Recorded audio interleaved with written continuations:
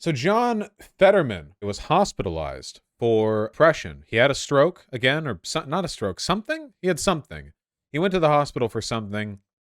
Now he's hospitalized for depression. Interesting thing for a politician to be hospitalized for, isn't it, right? Like we're used to it being heart difficulties or something. Depression, that's a new one.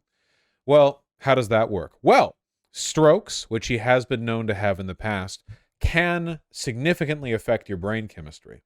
Unfortunately, a lot of our mental health is a chemical matter. It is, after all, the production of chemicals that determines our mood. That's how the brain works. It's not magic. It's all physical processes. And a stroke can really imbalance that stuff. Oh, wow, I thought this was going to have something to do with conservatives being depressed, lol. Hold your horses. There was a Twitter post that I saw. I think it was of this headline. It was from a conservative Twitter account, and they were saying, "We are not a serious country." The basic premise of the conservative tweet was there is something deeply unserious about being hospitalized for depression. So I'm going to leave aside all the basic psych education stuff for a second, and I want to talk about something that I've been talking about, but I want to talk about it a bit more directly. Have you noticed that the right wing, for years now, has been waging a war against mental health as a concept?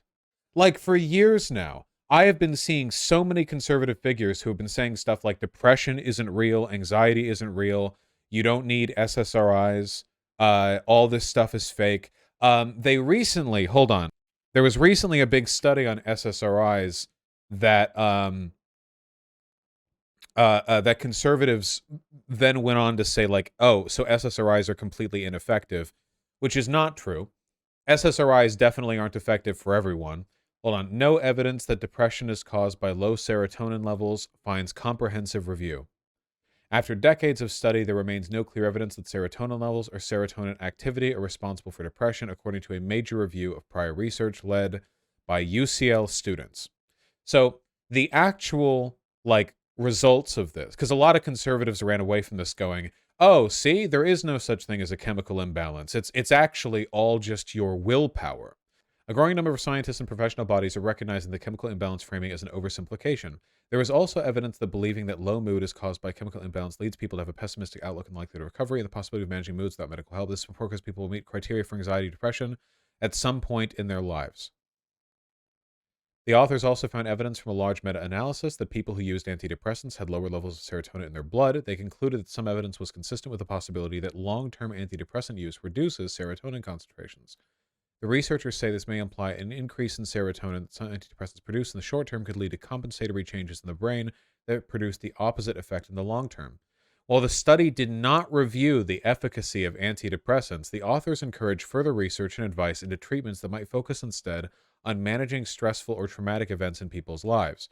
It says right there, the study was not even on antidepressants. This is just how drugs tend to work, especially SSRIs, which are complicated and don't work for everyone. Obviously, psych stuff is really complicated, and you probably shouldn't be getting advice in it from like a conservative culture war, veteran who doesn't believe that people should go to college because it'll infect you with liberal values. The brain state is complicated. We know for a fact that people can, for example, become depressive after strokes, after giving birth. Postpartum depression, that's a big thing. Understudied for a long time because, as it turns out, nobody cares about women, especially not in the medical industry. The push against antidepressants and mental health in general from the right, and I've been seeing this for a long time. I wanted to talk about it, just very briefly. Why do conservatives want people to stay depressed?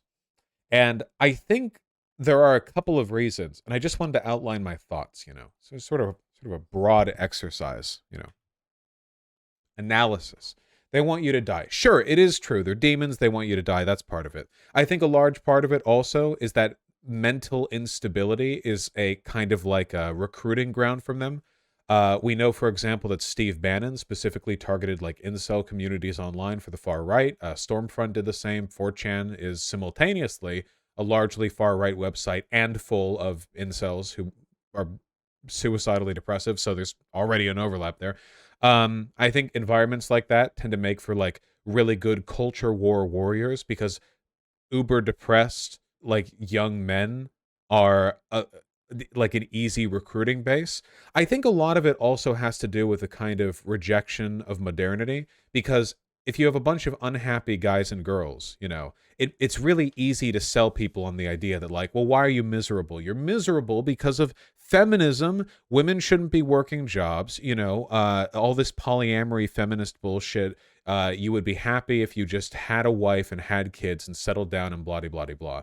I think oftentimes, they want the only perceived avenue forward, the only imagined solution to be like an adherence to traditional values. Of course, that's bullshit, 1950s women were mainlining opiates, antidepressants, anti-anxiety drugs. It's not as though they were all super happy back then. I mean, Death of a Salesman, the play about was it a play or a novel? It's a play, right? Yeah, stage play. Yeah, I read the novel, but it was originally a play. Then it was made into a novel. That's right. Okay. You know, Death of a Salesman is about like a go-getting dad, an American salesman, like going door to door selling vacuum cleaners or whatever, but he's not good at his job and he's not able to provide for his family and he ends up killing himself. Spoilers. Death of a Salesman. You get why it's titled that now. Basically, he believed the lie of the American dream. He believed that if you just knuckled down, showed up every day, and put in a lot of work, you would eventually be able to live the good life. But he wasn't, because it was, of course, not real. And that play was so subversive back when it came out that there were nationwide calls to ban it. The idea that people could be unhappy even if they were living out the model American dream life was so subversive to conservatives at the time that they wanted it banned. It was considered anti-American. It was considered communist propaganda because the implicit message, of course, was that the consumerist capitalist drive to work until you die, the idea that your livelihood, that your very personhood is dependent on your job, on your ability to provide for your family in a market system, the idea that that's damaging, that that's harmful, that it's alienating, that it makes people miserable, that was considered communist propaganda by a lot of people.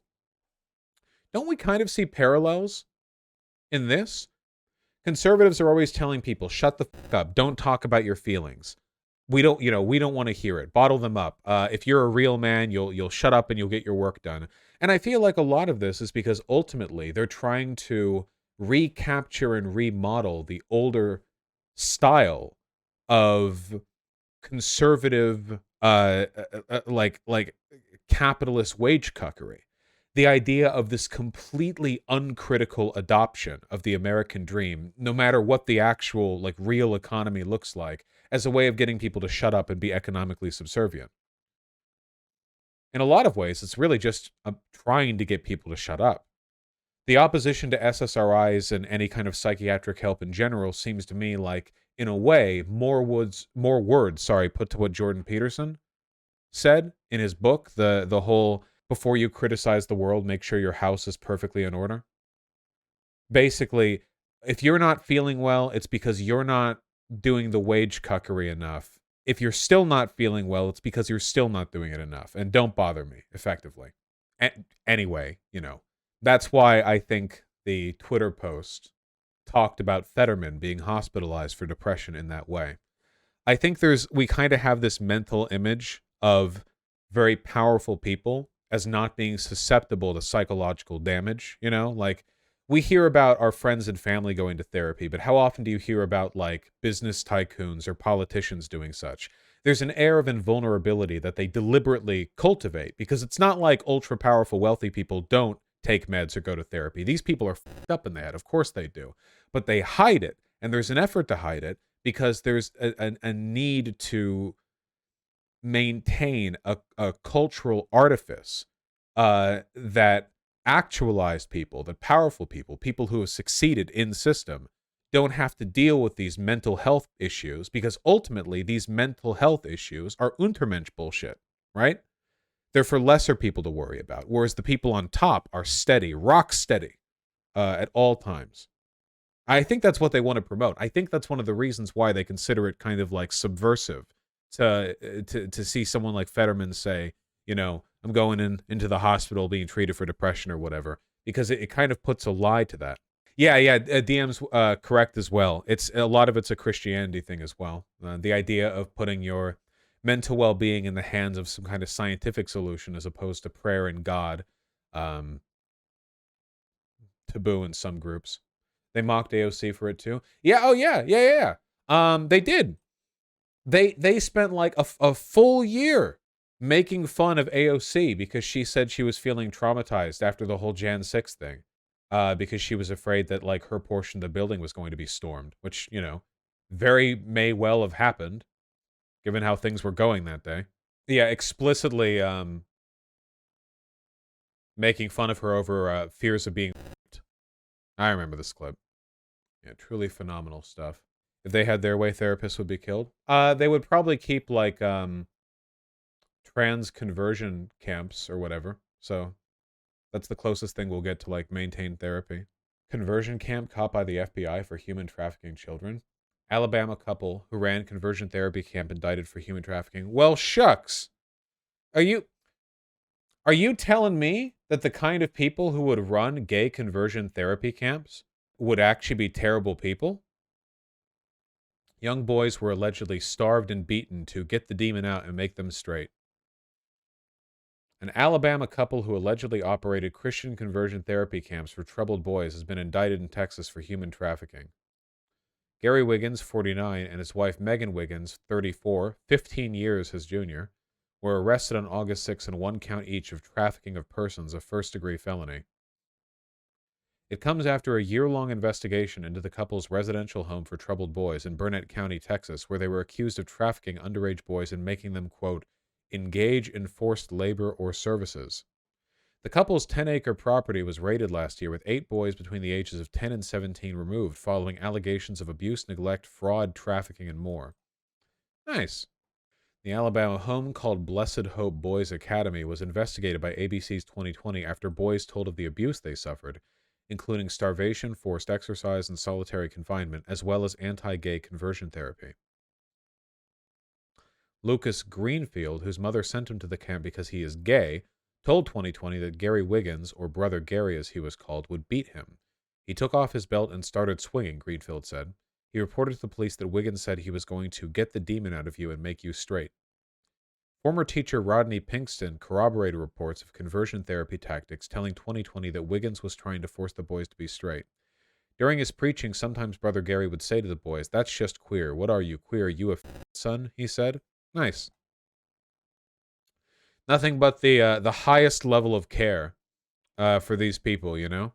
Yeah, reminder that only 18 states have banned gay conversion therapy. Literal demon pastors. Here's the thing, okay? I'm pretty sure it's 25 now, apparently, since this article came out. Oh, this is from 2019. Who's going back and finding articles from 4 years ago to link to me during stream? Either way, goes to show the character. We're now up to 25 now. Great. Yeah, 50% of them. Also, like, I'm pretty sure this would be like... So they're being indicted for human trafficking, but not for being beaten and starved. Or, sorry, for beating and starving the children who are put in their care. I have a feeling that, like, most conversion camps are going to have a lot of beating and starvation. We're talking about almost always religious camps that rely on child abuse in order to de-gay the kids. Like, I feel like overwhelmingly you're going to get a lot of belt beating with, you know, literally, like, beat the devil out of you shit. Wouldn't it be a hate crime? In a sane world, yes. Anyone arrested for doing anything in a conversion camp would be a hate crime. But this is not a sane world. Yeah, that's true, Demon Mama. Pretty soon, in a lot of U.S. states, all trans healthcare will be banned for people of any age. But these won't be.